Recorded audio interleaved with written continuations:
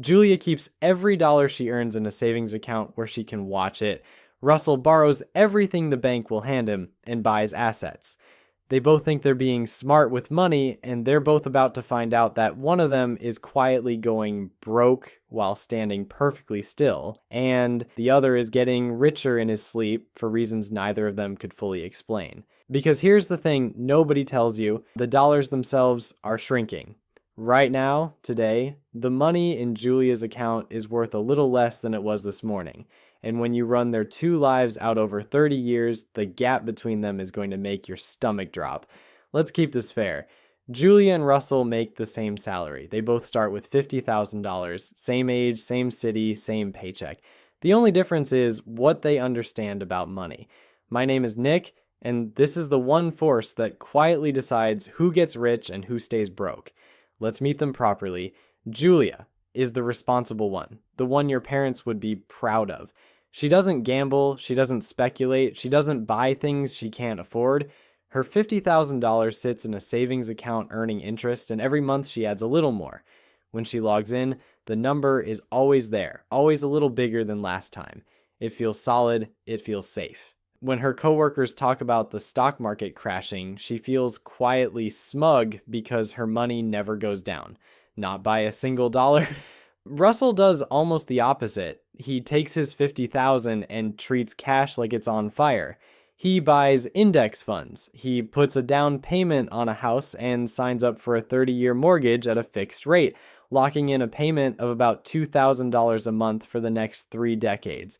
His friends think he's nuts. He's in debt up to his eyeballs. He owes the bank more money than he's ever seen in his life. At a dinner party, Julia can say, "My savings are growing and I owe nobody anything." Russell has to say, "I'm $300,000 in debt and most of my money is in things that could drop 20% next year."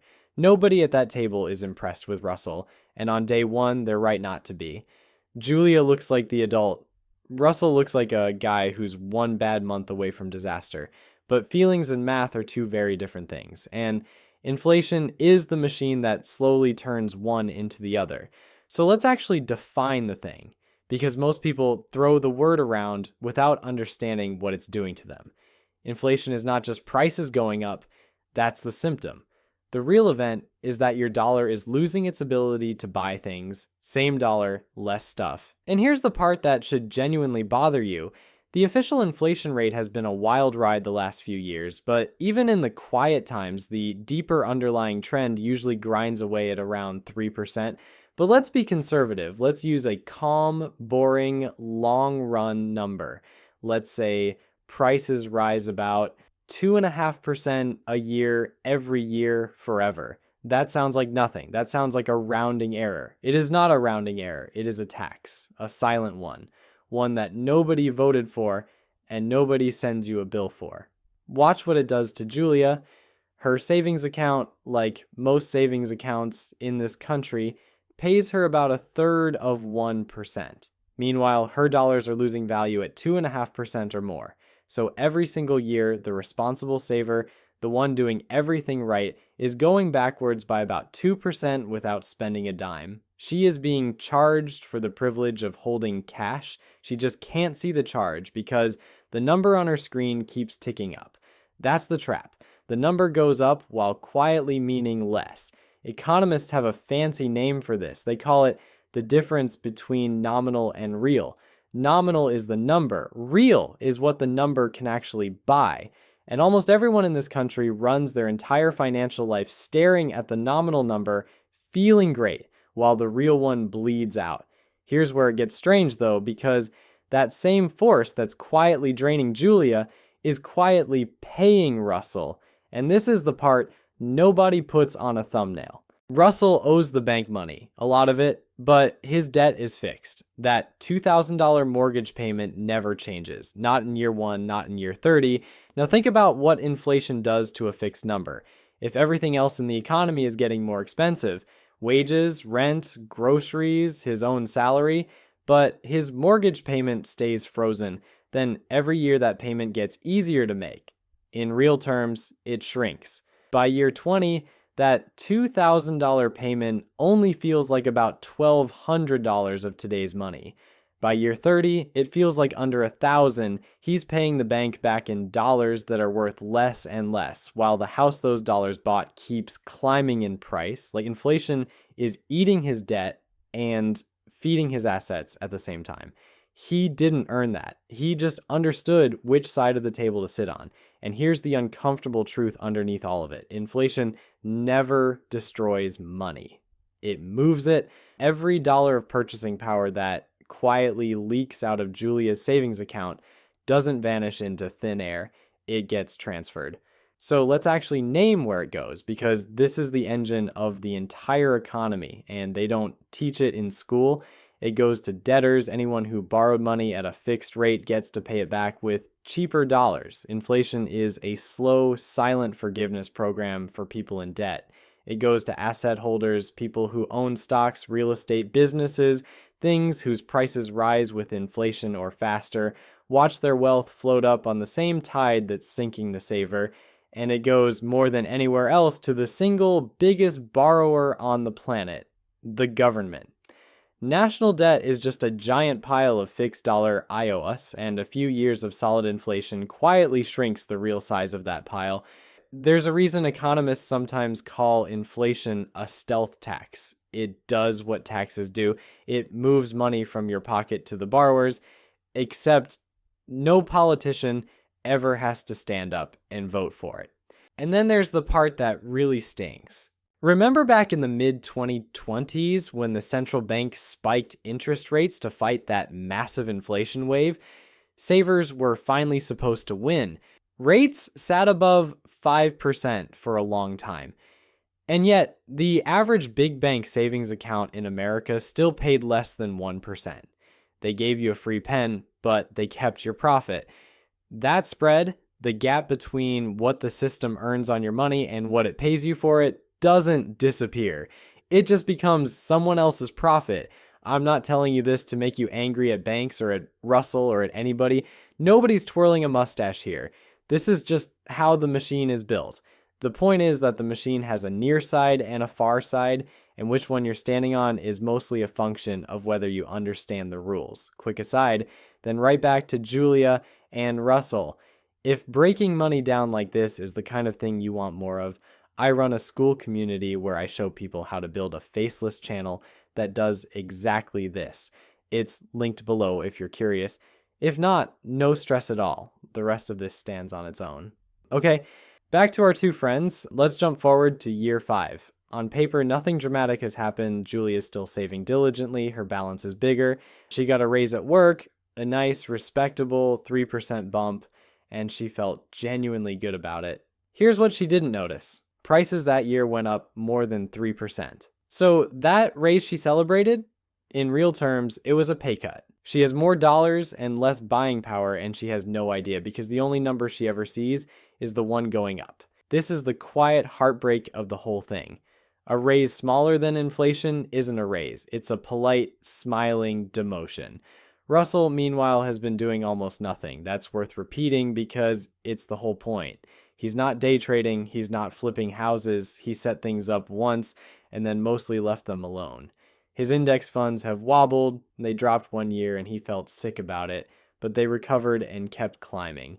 His house went up in value, his mortgage payment stayed exactly perfectly frozen. He spent those 5 years living his life while inflation quietly worked the night shift on his behalf. By year 10, the two lines on the chart have genuinely separated.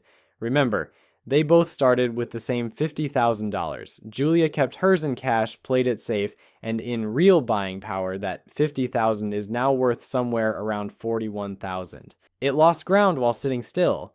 Russell put his into assets, and in today's purchasing power, his is worth close to $100,000. Same starting line. Roughly 2.5 times the result. And the gap is not closing. It's accelerating because the gains are now compounding on top of bigger gains. Julia's lost compounds too, just in the wrong direction. Let me put you inside their actual lives for a second because the numbers don't bleed, but the people do. Around year 10, Julia finally goes to buy the thing she'd been saving for. a little weekend place by the lake she'd been eyeing since her 20s. She'd watched her balance climb for a decade and felt ready, except the lake house climbed too. The one that was 200,000 when she started is suddenly closer to 340, and the bank wants more money down than she has because her careful pile of cash grew slower than the very thing she was saving to buy. She didn't lose the race. She ran it the whole time, every month, never missing a payment to herself. The finish line just kept moving, and nobody told her it was on wheels. Russell has the opposite morning. He gets a raise, the same 3% Julia got, but his biggest monthly expense, that mortgage, hasn't moved a single dollar in 10 years. So this time, the raise actually lands in his pocket and stays there. He notices almost guiltily that his house payment now feels small. The number that made him look reckless at that dinner party has quietly become the cheapest good decision he ever made. He's not smarter than Julia. He didn't work harder. He bought something that fights for him while he sleeps and borrowed in a way that gets lighter every year instead of heavier. Same paycheck, same raise, same decades, and one of them is being gently lifted while the other is being gently pushed under, both of them smiling. Neither of them entirely sure why. And this is where I want you to really feel how sneaky this is. If you ask Julia, she would tell you she's ahead. Her account balance is the highest it's ever been. She has never lost money. By every number she actually looks at, she's winning. There's a term for this, money illusion, and it's not stupidity, it's human wiring. We feel the dollar amount, not the dollar's worth. It's why a $5 coffee feels outrageous to your dad and normal to you. Same coffee, different dollar. The dollar got smaller, and most people simply never updated the picture in their head. And if all of this feels abstract, I've got bad news. You already lived through the fast-forward version of it. A few years ago, inflation didn't creep, it sprinted. It hit about 9% in a single year, the worst in 4 decades. You remember it, even if you don't remember the number. Eggs that doubled. A grocery run that somehow cost $40 more than it did the month before for the same boring cart of food. Gas signs you'd drive an extra 10 minutes to avoid. Surveys from that stretch found that more than half the country called the price of groceries a major source of stress, and for lower income households it was closer to 2/3. That wasn't a spreadsheet, that was real people standing in a checkout line doing math they didn't sign up for. The central bank slammed the brakes, yanked interest rates from basically zero up past 5%, and eventually the fever broke. But here's what almost nobody noticed once the panic faded. Prices didn't go back down, they almost never do. Inflation cooling off just means prices are climbing more slowly, the higher prices stay, so even in the good years, the dollar keeps melting. It just quietly enough that you stop paying attention, which is exactly when it does the most damage. Let me make that picture concrete because numbers on a screen are easy to ignore until you see what they actually mean. Go back to 1970. A gallon of gas was about 36 cents. A postage stamp was 6 cents. A brand new car cost a little under $4,000, and the typical new house in America ran around $24,000. Now, look around. In 2026, that same stamp is 84 cents. That same new car is north of $52,000, and that house, you're looking at north of $450,000. Same items, just a much scarier amount of paper required to own them. A dollar from 1970 buys you roughly 12 cents of stuff today, which means if your grandfather had stuffed a single dollar under his mattress back then and you found it now, it would have lost about 88% of its power. Not because anyone stole it, because it just sat there while the world repriced around it. That mattress was the worst performing investment in the house, and it didn't even have the decency to lose the number. It only lost the meaning, and then there's the modern, pettier version of all this, the one you can actually feel at the grocery store. Shrinkflation, the bag of chips that's now legally classified as mostly air, the roll of paper towels that quietly lost 20 sheets, the cereal box you could read a newspaper through. Companies figured out that you'll notice a price going up, but you won't notice the package getting smaller, so they shrink the product instead of raising the sticker. Now, to be fair, the government looked into this, and across the whole economy, shrinkflation is actually a tiny sliver of total inflation, a fraction of 1%. But in the categories where it hits, it stings. Coffee packaging shrank enough to add the equivalent of a 30% per unit increase. So no, you're not imagining it. And no, it's not the main event. It's just the part you can hold in your hand and get mad at. Now let's run it all the way out because this is where the story stops being a slow drift and becomes a canyon. By year 20, Julia's safe, responsible 50,000 has the real buying power of about $32,000. It's been on a diet she didn't authorize. Push it to year 30, a normal working career, and her cash is worth around 24,000 in real terms. She did everything right, and she lost half her wealth to an invisible thief. Russell's is worth somewhere near 380,000, 14 times from the exact same starting point. The only variable that ever differed was what each of them believed a dollar was, and Russell's mortgage, the debt that made him look reckless at that dinner party 25 years ago, it's nearly paid off in dollars so shrunken that the final payments barely register. He looked irresponsible for one evening and got rewarded for 3 decades. Now, if I stopped here, I'd be doing exactly what every finance guy on the internet does, showing you one clean side of the story and pretending the other doesn't exist. So let me be honest about where Julia was actually right, because she was right about real things. Cash has a job, a real one. When Russell's investments dropped that year and he felt sick, Julia slept fine because her money doesn't move. If either of them had an emergency, a job loss, a medical bill, a busted transmission, Julia could handle it instantly, and Russell might have been forced to sell an asset at the worst possible moment and lock in a loss. That's not nothing. That's the whole reason you keep an emergency fund. The lesson was never hold zero cash.